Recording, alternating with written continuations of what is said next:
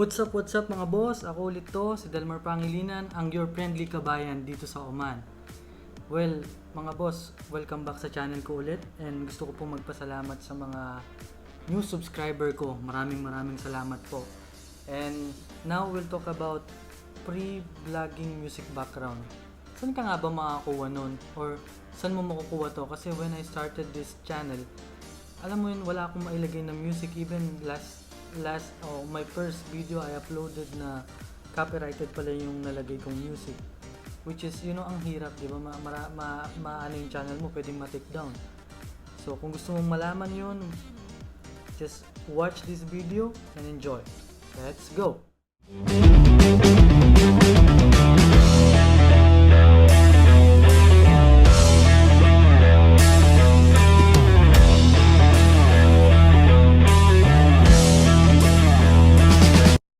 Welcome back ulit mga boss.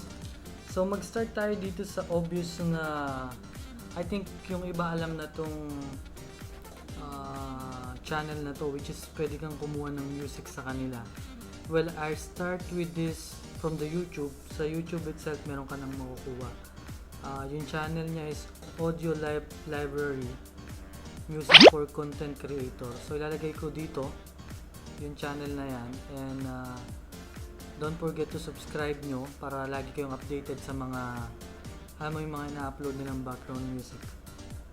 And secondly, meron yung Breaking Copyright.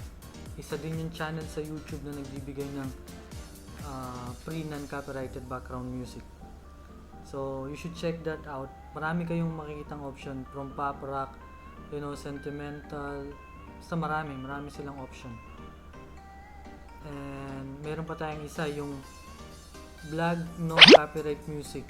Isa din yan sa mga kinukuhanan ko ng mga background music. Then lastly, itong No Copyright Sound. Itong No Copyright Sound na to is marami talagang subscriber yan kasi yun yung kauna-unahang gumawa ng mga free background music na ginagamit sa YouTube. So you should check out yung mga channel na yan, and you just need to open one of their video, which is yung mga background music nga.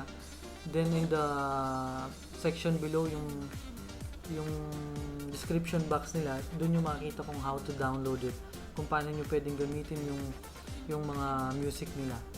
So yun lang mga boss, very quick video lang to para lang i-update ko kayo regarding sa mga, alam mo yun, yung mga natutunan ko rin as a YouTuber or as a vlogger.